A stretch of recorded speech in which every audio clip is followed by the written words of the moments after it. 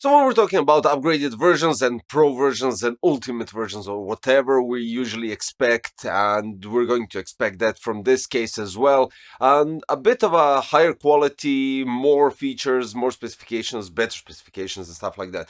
So right here we have the XPG VALOR AIR Pro, which is definitely an upgraded version from the original VALOR Air, giving us not only features and specifications, but also higher quality in material. And I'm not saying this because actually it doesn't say anywhere on their website. I'm saying this what I noticed. And while building, you can actually notice the difference compared to Valor Air and Valor Air Pro, and the material, maybe it's not different, but it's thicker. It really leaves a better impression when we're talking about going more into premium. This isn't a fully premium chassis, let's put it this way, but you definitely get something different.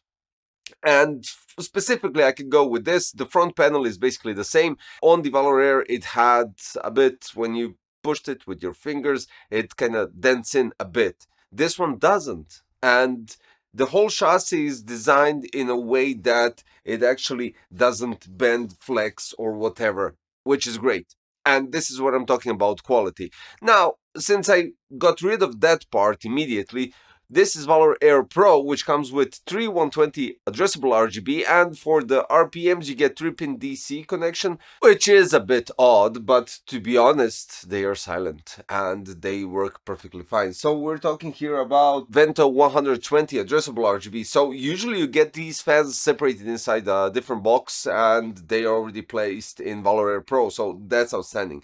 If you wish to upgrade with more fans, you can place two 120 here on the power supply shroud. You can go with two 120 on the side and three 120 on the top. So that accumulates up to 11 fans. You get a possibility for a 360 on front, you get a possibility of 360 on top. Now, of course, you could go with e-atx motherboard as well, but then you're sacrificing the fans on the sides because, well, it kind of blocks the 24-pin cable, rerouting and everything altogether. But let's break it down a bit easier. So we have a dust filter on front, we have a dust filter on the side, we have a dust filter at the bottom of the power supply shroud, and a magnetic dust filter here at the top. The front panel is quite easy to remove, so you don't have to worry about that if you want to access the fans or anything similar to that, but the visual aspect when we take the front panel really looks nice, I do have to admit. And let me just give you an idea. Here it is.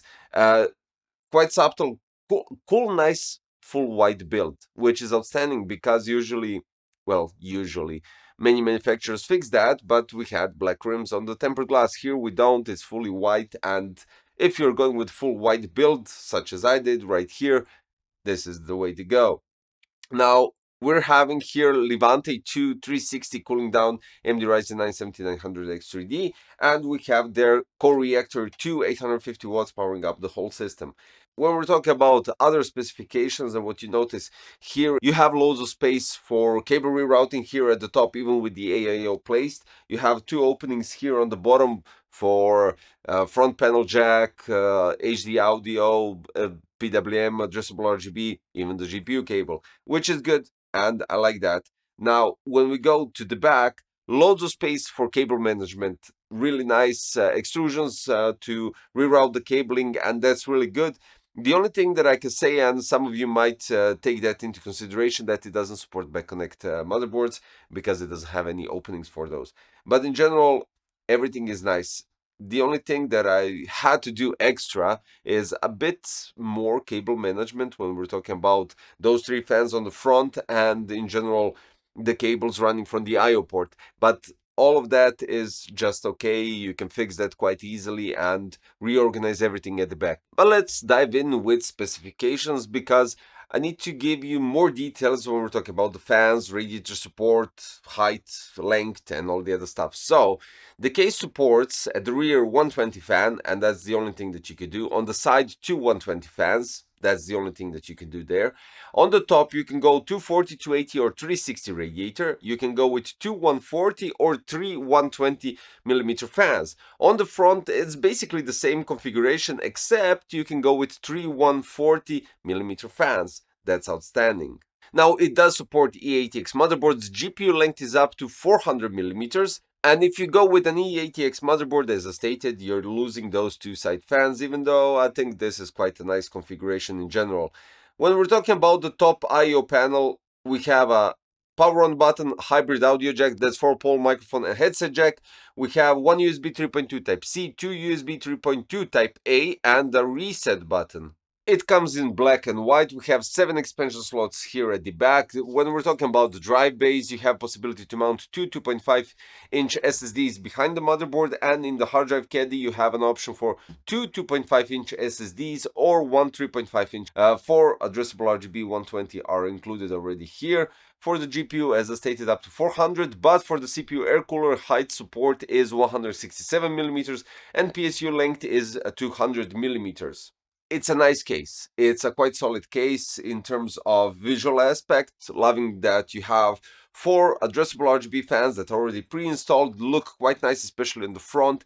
And if you accompany everything all together with the full white or full black build, depending on your setup and what you like, I think this could create a nice build in general, specifically because you can organize the cables at the back, making it tidy on the front and at the back, regardless of the back connect absence. But yeah, it is what it is. I mean, we can't have everything, right? Now for the benchmarks, we have AMD Ryzen 9 7900 X3D, as I stated, cooled down with Levante 2360, and then we have the Palit GeForce RTX 5070 White OC. In AIDA 64 Extreme Edition, CPU went up to 86 degrees, clock speed is 4775 MHz, and the GPU went up to 52 degrees. This GPU doesn't heat up at all, and it's quite solid, so that's good. Now in Cinebench, we have 10 runs, and the average thermals is 80.4. Now if you remember the past case that I reviewed, it was almost a similar temperature, but here we have on 10 runs average 4950 MHz clock speed, and the score is 26,378. So it all comes down to the AIO that you're going to use. The case is great. Of course, the impact comes from the fans, so if you have 3140, you will get a much better airflow than 3120. But in general, I'm loving the case in terms of possibility to rotate the GPU, and I totally forgot about that during the whole talk. You can rotate the back panel, and you just untie these two screws at the back, you slide it out, but do that before placing the motherboard, because the holders for the expansion slots, the covers for the expansion slots, will be blocked by the motherboard. So rotate it before placing the motherboard inside. It'll make your life much easier.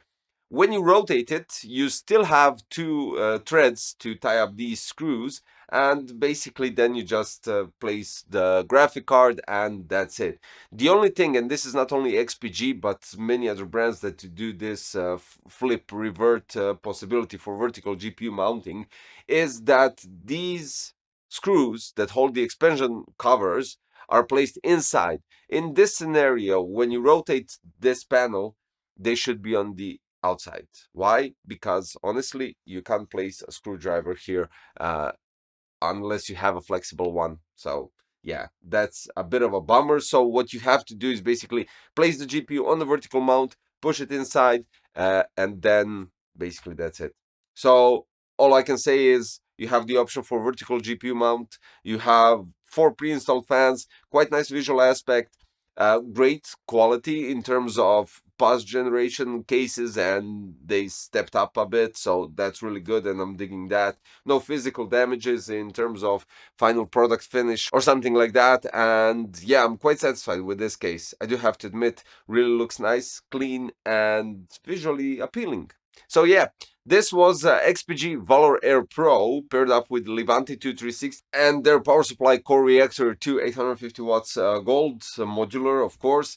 You can check out the links for all of these products in the description below, and maybe you'll find something that fits your needs for your next PC build.